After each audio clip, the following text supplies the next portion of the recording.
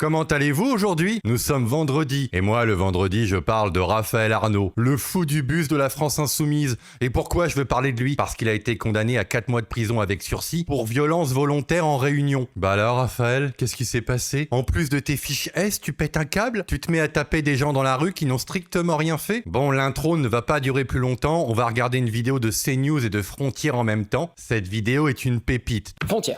Frontières et Raphaël Arnault, puisque vous révélez dans votre magazine, dans ce hors-série, que le député LFI triple fichier S a été condamné définitivement pour violence en réunion. De quoi s'agit-il exactement, Éric Tegner? Alors déjà, je vous remercie Gauthier et CNews de me donner l'occasion d'en parler, parce que si vous allez sur Internet aujourd'hui, vous verrez que ni Le Monde, ni Mediapart, ni l'audiovisuel n'en parlent, alors qu'en 2024, il faisait toute une... Ah bah non, le problème en France, c'est Pascal Praud et Jordan Bardella. Le reste n'existe pas. Une série d'articles pour expliquer que les médias du groupe Bolloré lançaient une cavale sans preuve contre Raphaël Arnault en disant bah non, il n'y a aucune preuve que cet homme est violent. Et bien dans les faits, effectivement, depuis le mois d'avril dernier, et Raphaël Arnault a essayé de dissimuler cette information. Il a d'ailleurs eu le droit par le juge que ça ne soit pas inscrit dans son casier judiciaire, en tout cas que ça puisse justement ne pas être public. Alors ça c'est très drôle. Il a été condamné à 4 mois de prison. Il a été condamné en 2022. Il pouvait faire appel et en fait il a demandé, je répète ce qu'il dit parce que c'est quand même important, il a demandé à la justice que ça ne soit pas inscrit sur son casier judiciaire, que ça soit caché. Donc le mec devient député, ça devient un élu de la République, un type qui est dangereux dans l'Assemblée nationale et pour la justice ça va, tout va bien. Le casier judiciaire numéro 2 pour qu'on ne le voit pas, et donc il a été définitivement condamné pour violence en réunion à 4 mois de prison avec sursis et 1 600 € d'amende. Qu'est-ce que c'est que cette agression exactement pour laquelle il a été condamné? Qu'est-ce qui s'est passé ce jour-là? Alors, Pardon Eric, de te couper la parole, accrochez-vous parce que ça vaut son pesant de cacahuètes. elle est folle. Déjà, elle est folle cette agression parce qu'elle date d'avant son élection comme député. Elle date d'avril 2021. On a un jeune homme qui a entre 20 et 30 ans qui s'appelle Geoffrey. Il est à Lyon, il n'est absolument pas militant, il n'est dans aucun parti politique, rien. Il s'est retrouvé au mauvais endroit, au mauvais moment. Il y a une manifestation pro-LGBT à Lyon à ce moment-là. Il s'avère que Raphaël Arnault, eh bien, il fait comme souvent avec 5 militants de la Jeune Garde. Il patrouille pour essayer de vérifier qu'il n'y aurait pas, comme il dit, de fachos dans la rue. Et donc, alors, il y a une manifestation LGBT d'extrême gauche. Et lui, il va chercher des militants d'extrême droite. Ça prouve encore une fois qu'à la Jeune Garde, on n'est pas très courageux et qu'on s'attaque à des cibles sans défense. De toute façon, c'est pas grave, ils ont été dissous. Enfin bref. c'est ce qu'il cherche. Et là, il tombe sur Geoffrey. Et Geoffrey, il l'explique durant son procès, il a subi un délit de faciès parce qu'il était blond aux yeux bleus. Donc qu'est-ce qui s'est passé? Raphaël Arnault, il s'est dit, ce gars-là, c'est un facho. Donc ils lui sont tombés dessus. Raphaël Arnault a commandé à ses troupes de dire, déshabillez-le, parce qu'il faut vérifier qu'il n'a pas sur lui des tatouages nazis, etc. Ils l'ont bousculé, ils l'ont violenté, ils lui ont mis des équipes. C'est un peu bizarre.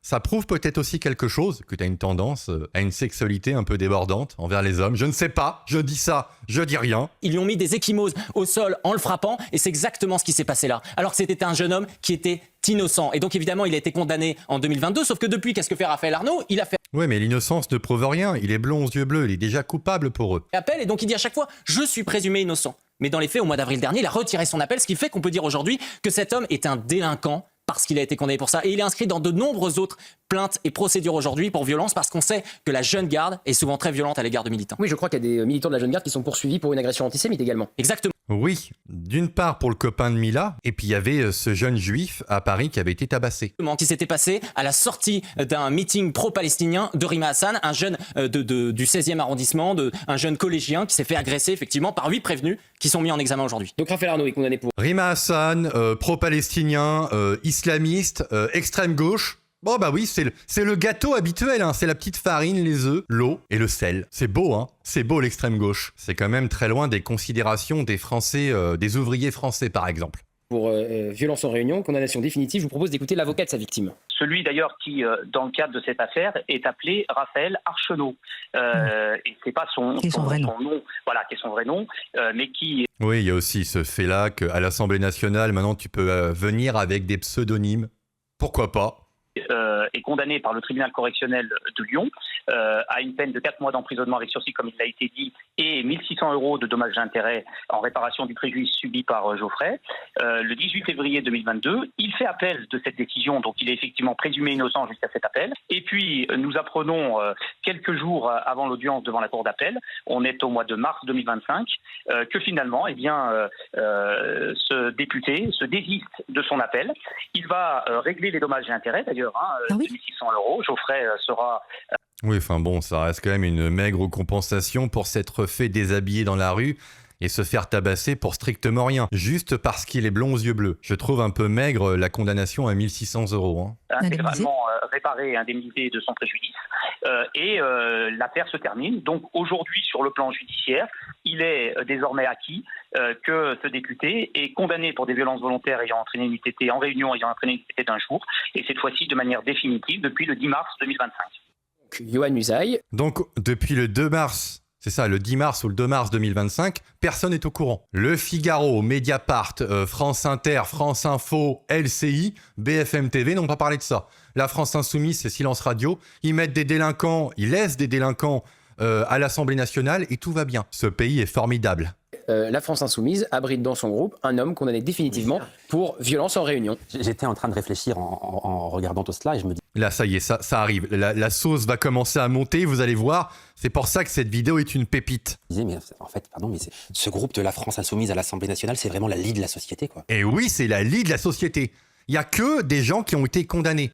Non, mais il y a des islamistes, des antisémites, un négationniste, un délinquant fiché S. Des islamistes, des hommes, des personnes... Attends. Il y a aussi des délinquants Necnuel. Éric Coquerel, Benalicis, Hugo Benalicis et Thomas Porte. Je le répète assez souvent, mais ils ont été accusés en interne dans leurs partis respectives de tripoter des nanas. Et les mecs sont toujours là. Et on n'entend pas les féministes, bien sûr. Elles n'ont strictement rien à dire là-dessus. Il faut absolument condamner Alice Cordier et Marguerite Stern, mais par contre, là-dessus, c'est silence radio. Il n'y a rien du tout. Ah, rien. Un ancien dealer. Non, mais la liste est longue comme le bras. Enfin, c'est... Un homme qui s'est servi de son enveloppe parlementaire pour acheter des produits licites, pour aller dans des soirées où sa prostate finit en chou-fleur. Passons, hein. Passons. C'est délirant. La France Insoumise a fait venir à l'Assemblée nationale des personnes qui devraient normalement être mises au banc de la société, si vous voulez. Eh bien non, la France Insoumise, eux, les starifient, les glorifient, et la France Insoumise fait de ces personnes-là des députés. Voilà. Amine El Khatmi, là-dessus, sur le... Et tous les influenceurs qui sont à côté, Dany Caligula, VSS. On a vu d'ailleurs Raz, de Dany et Raz, qui se vantait d'avoir pris du Subutex et de l'héroïne pendant 12 ans. Et après, il nous donne des leçons. Pourquoi pas ? Moi, ça me dérange pas. Hein. L'extrême gauche française aujourd'hui est magnifique. Le groupe de LFI, effectivement, qui désormais donc abrite un homme condamné définitivement pour violence en réunion. Mais ce n'est pas une surprise. Vous savez, moi, ça m'attriste beaucoup parce que c'est le député d'une ville que j'aime Avignon. beaucoup, Avignon, où j'ai mes attaches, mais on connaissait son cursus. Je rappelle qu'il a menacé de mettre une balle dans la tête d'une militante. Alice Cordier. Voilà, Madame Cordier. On peut avoir tous les désaccords du monde avec Madame Cordier. Ça ne justifiera jamais de lui promettre de mettre une balle dans la tête. Je note d'ailleurs qu'à ce moment-là... Rima Hassan aussi qui voulait la dissoudre dans l'acide. Génial, hein. Les associations féministes ont une coupure de réseau.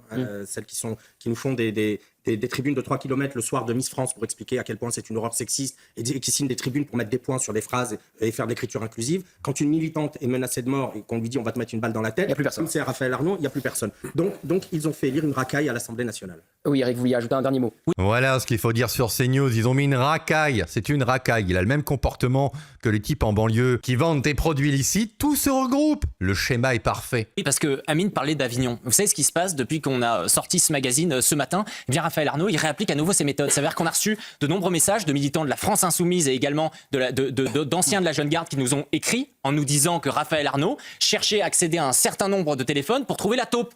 C'est-à-dire qu'il y a une vraie pression qui se passe sur le terrain. Des militants LFI qui eux-mêmes trouvent que Raphaël Arnaud va beaucoup trop loin, qui a fait venir des gens violents de Lyon pour essayer d'assouvir sa place forte à Avignon. Et on sait... C'est des méthodes mafieuses. C'est pas étonnant, la Jeune Garde a été dissoute pour des bonnes raisons. Et oui. Merci Brubru. Et qu'avec lui, il en ramène d'autres. Parce que vous savez, ce qui a Geoffrey, ce qui l'a scandalisé et ce qui l'a bouleversé, c'est la victime de Raphaël Arnaud, c'est de le voir entrer à l'Assemblée nationale. Et qu'est-ce qu'ont vu d'autres victimes ? Ils ont vu à ses côtés un collaborateur également impliqué dans une agression. C'est-à-dire que derrière eux, il légitime d'autres violents qui intègrent l'Assemblée nationale. Et évidemment, les victimes, elles se sentent totalement abandonnées. Ouais, je ne me permettrai pas de vous couper, mais excusez-moi. Vous allez quand même le faire. Quand on fait des phrases sur Sébastien Delogu est un demeuré, Madame Soudé, etc., non seulement ils ont été élus, bah oui. C'est quand même des demeurés, un Delogu est un demeuré. C'est pas bien de dire ça, c'est pas gentil. Moi aussi je suis un demeuré, mais bon, moi je suis pas payé 6000 balles par mois en étant à l'Assemblée nationale. C'est une petite différence. Hein. Je vois que des gauchistes m'insultent en commentaire. T'as l'air d'être un peu débile, mais je le sais que je suis un gros débile. C'est pas le problème. Je suis pas payé 6000 balles par mois, et encore sans l'enveloppe parlementaire. Alors on se calme les gauchistes, on se calme. On peut plaider l'erreur, élu une fois, les gens ne savaient pas. Mais quand vous avez Certains sont élus au premier tour, monsieur Caron, Ah oui. l'antisémite, on peut dire qu'il est passionnément antisémite. Non, on n'a pas le droit de le dire. Je pense que le journaliste va te reprendre. Tu peux dire que la France insoumise est passionnément antisémite. Si tu dis qu'Aymeric Caron est antisémite, c'est de la diffamation. Donc je suis obligé, YouTube, tu vois, hein, je suis un bon élève, je suis obligé de le reprendre. Les juges qui disent qu'on a le droit de le dire. Donc moi, je m'abrite derrière les juges, pour qui j'ai beaucoup de respect. Sur LFI. De LFI. Lorsqu'on élit, on réélit M. Delogu. Lorsqu'on élit, on réélit Mme Soudé. À un moment, la responsabilité, c'est pas juste LFI qui doit être pointée. C'est qu'il y a des électeurs, il y a des gens qui vont aux urnes, qui votent pour eux, qui les réélisent. Donc à un moment, il faut aussi... D'accord, mais qui sont les électeurs ? Les électeurs de Raphaël Arnaud, d'accord, c'est des bons gauchistes qui se sont trompés d'ailleurs avec l'aide de la Macronie. C'est pour ça qu'il est député. Faut rappeler les méfaits de ce parti qui nous enquiquine depuis 10 ans. Et pour Sébastien Delogu, c'est les quartiers nord de Marseille qui l'ont élu. Ça s'arrête là. Éric Revel. Moi, si vous voulez, avec beaucoup de naïveté, j'attends maintenant une réaction de Jean-Luc Mélenchon. Parce qu'un député qui est condamné même avec sursis à 4 mois de prison pour... T'en auras pas, il n'y en a pas eu pour Canins, il n'y en a pas eu pour Tabouaf, il n'y en a eu pour personne. Non, il n'y aura aucune réaction du grand timonier. Violence en réunion, à mon sens, si on est à la tête d'un parti respectable, ne peut pas demeurer député. Petite vidéo de Frontière qui revient sur toutes les accusations de Raphaël Arnaud, sauf la dernière qu'on a vue. On va rappeler un petit peu le pédigré de notre petit Rafou, le fou du bus, qui est complètement malade en fait. Véritable cheval de Troie des islamistes, le député LFI Raphaël Arnaud constitue à lui seul une des nébuleuses de l'antifascisme en France. En 2025, Frontière publie l'épreuve des 3 fiches S qui pèsent sur le député. Sur celle-ci, nous pouvons lire « Individu proche de la mouvance ultra-gauche radicale, susceptible de se livrer à des actions violentes ». D'ailleurs, rien qu'avec les 3 fiches S, il aurait jamais dû foutre les pieds à l'Assemblée nationale. Enfin ça, c'est un autre sujet. Frontière a consulté plusieurs procès-verbaux qui font état de sa présence dans des affaires d'agression ou de menaces. En 2021, le député insoumis est allé jusqu'à menacer de mort la présidente du collectif Némésis, Alice Cordier. Une fan d'Alice Cordier là qui repartage les Kurdes, moi je dis j'ai un conseil à lui donner, qu'elle vienne là-bas là, et vers les Kurdes. On va lui mettre une balle dans la tête, c'est tout ce qui va se passer. Et Némésis, tu les soutiens? Je soutiens personne là. Voilà, l'action française est plus nickel quoi. C'est-à-dire que les terroristes qui sortent de ces organisations, ça pose pas de problème. Non, il n'y a pas de terroristes. Il n'y a pas de terroristes? Ah ouais? C'est ça notre problème. Une femme de racisme.